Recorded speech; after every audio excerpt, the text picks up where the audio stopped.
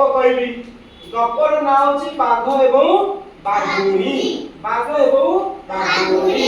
ଗପଟି ଭଲ ଲାଗିଲେ ତାଳି ମାରିବ ହେଲା। ଆଚ୍ଛା, କଣ ଅଛି? ଗୋଟେ ଗାଁ ଥିଲା, ସେ ଗାଁର ନାଁ ହେଉଛି ମେଦିନୀପୁର। ଗାଁର ନାଁ କଣ? ମେଦିନୀପୁର ପାଖରେ ଏକ ନଦୀ ଅଛି, ସେ ନଦୀର ନାଁ ହେଉଛି ଗଙ୍ଗା ନଦୀ ହେଲା। ମେଦିନୀପୁର ଗାଁରେ ବହୁତ ଭଲ ଲୋକ ରହୁଥିଲେ, କିଛି ବ୍ରାହ୍ମଣ ଲୋକମାନେ ରହୁଥିଲେ।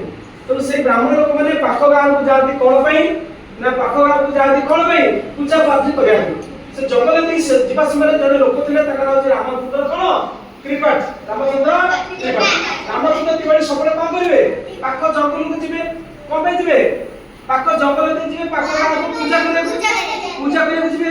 ପୂଜା କରିକି ସେ ଜଙ୍ଗଲ ଦେଇ ପୁଣି ଗାଁକୁ ଆସିବେ। ଏମିତି ସବୁଦିନ ଯିବା ଆସିବା ଭିତରେ କଣ ହେଇଛି ପିଲେ ନା ଜଙ୍ଗଲରେ ରାତି ହେଇଛି, ତେଣୁ ଫେରିଲାସୁ ରାତି ହେଇଗଲା। ସେ ରାତିରେ ଫେରିଲାସୁ ସେ ଜଙ୍ଗଲରେ ବାଘ ଥିଲା। ସେ ବାଘ କଣ କଲା? ଓଗାଳିଲା। ବାଘ କଣ କଲା?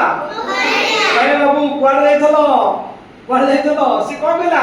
ମୁଁ ଖାଇବି। କଣ କହିଲା? ଖାଇବି। ତାପରେ ଧୀରେ ଧୀରେ ସେ ସେଠୁ କଣ କଲା? କହିଲା ଭୟ କରନି ବ୍ରାହ୍ମଣ ବାବୁ, ମୁଁ ତମକୁ କଣ କରୁଛି? ଗୋଟେ ଭଲ ଜିନିଷ କହୁଛି ଶୁଣ। ତମେ କୁଆଡେ ଯାଇଥିଲ ନା? ମୁଁ ପାଖ ଗାଁରେ ପୂଜା କରି ଫେରିଲି। ଫେରିବା ଭିତରେ କଣ ହେଲା ନା ଫେରିବା ଭିତରେ ସେ କଣ ହେଇଛି? ଯେ ଜଙ୍ଗଲ ରାତି ହେଇଗଲା। ବାଘ କହିଲା ମୁଁ ତମକୁ ସୁନା ରୂପା ରହୁଛି, ନିଅ ଗାଁବାସୀ ଦବ, ସେମାନେ ଖାଇବେ ଏବଂ ସେମାନେ କଣ କରିବେ ନା ସେମାନେ ଖାଇକି ଆନନ୍ଦରେ ରହିବେ। ରହି ସାରିକି କଣ କରିବେ ନା ମୋ ବାହାଘର କଥା ଟିକେ ବୁଝିବ। ମୁଁ ବାହା ହେବି। ବାଘ କଣ କହିଲା? ବ୍ରାହ୍ମଣ କହିଲା ବ୍ରାହ୍ମଣଙ୍କ ନାଁ କଣ? ରାମଚନ୍ଦ୍ର ତ୍ରିପାଠୀ। ରାମଚନ୍ଦ୍ର କହିଲା ଠିକ ଅଛି, ମୁଁ ତମକୁ ବାହା କରିଦେବି। ତେଣୁ କିଛି ସୁନା ରୂପା ବାଘ ଦେଲା। ବାଘ ନେଇକି ସେ ଗାଁ ଲୋକକୁ ଦେଲା। ଗାଁ ଲୋକକୁ କହିଲା ପିଲା ଶୁଣ, ଗାଁ ଲୋକକୁ କହିଲା ଯେ ମତେ ବାଘ ରାତିରେ ଜଙ୍ଗଲରେ ଜଗିଲା, ମାରି ଦେଇଥାନ୍ତା, ମତେ ସୁନା ରୂପା ଦେଇଛି, ଆପଣମାନେ ଭୋଜି ଭାତ କରି ଖାଆନ୍ତୁ, ମାଛ ମାଂସ ଭୋଜି ଭାତ କରି ଖାଆନ୍ତୁ। ତାପରେ ଗୋଟେ ବୋହୂ ପିଲା ଠିକ କଥା। ଗାଁ ଲୋକ କହିଲେ ଏଇ ଗୋଟେ କଥା କରିବା, ଏଇ ଗୋଟେ କଥା କଣ କରିବା? ତାପରେ ଆଗୁକା ତାପରେ କଣ କରିବା ପିଲେ? ଆଗୁକା ବସ। ତାପରେ କଣ କରିବା ନା ବାଘ କଣ କଲା? ବାହାବାକୁ ଭାରି ଇଚ୍ଛା। ସେଠୁ ଗାଁ ଲୋକମାନେ ଭୋଜି ଭାତ କରି ଖାଇଲେ। ତାପରେ ଆଉ ଦିନେ ଗଲା, ପୁଣି ବାଘ ସେ ବ୍ରାହ୍ମଣଙ୍କୁ ପଚାରିଲା, କହିଲା ଆଜ୍ଞା ମୋ ପାଇଁ ବାହାଘର ବୁଝିଲେନି? ବିଷ୍ଣୁ କହିଲେ ତମର ବର୍ତ୍ତମାନ କାର୍ତ୍ତିକ ମାସ ଚାଲିଛି, ମାର୍ଗଶୀର ଯାଉ ପୁଷ ଯାଉ ମାଘ ମାସ ଠିକ ହେଇଯିବ ବାଘ। ମୁଁ ମାଘ ମାସ ବାଘ। ପୁଣି ଗାଁ ପୁଣି ସୁନା ଦେଲା କିଏ? ବାଘ। କଙ୍କଣ ଦେଲେ ଯେ ଆପଣ କଙ୍କଣ ନିଅନ୍ତୁ, ଗାଁକୁ ଭୋଜି ଭାତ ଖାଉ। ପୁଣି ସେ ଗାଁରେ କହିଲେ ଯେ ଗ୍ରାମବାସୀ ମାନେ ଏତେ ଗୋଟେ କାମ କର, ବାଘକୁ ତମେ କହିଦିଅ ଆସନ୍ତା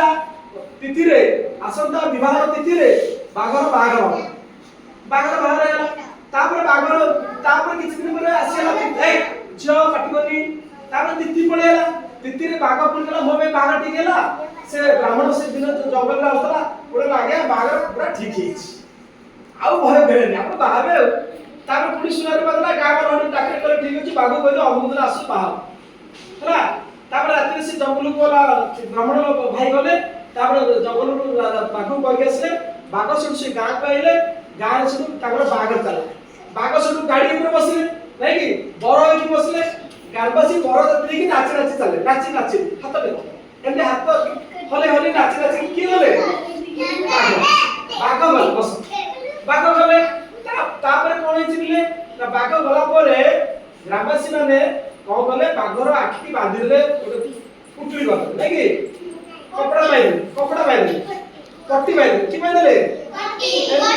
ପଟି ବାନ୍ଧିଦେଲେ ତାଙ୍କ ଆଖିରେ। ତାର ବାଘ ଗାଁକୁ ବୁଲିଲେ ପରେ ବାଘକୁ ଲାଷ୍ଟ କୋଉଠି ପକେଇଦେଲେ? ଗଙ୍ଗା ନଦୀରେ ପକେଇଦେଲେ।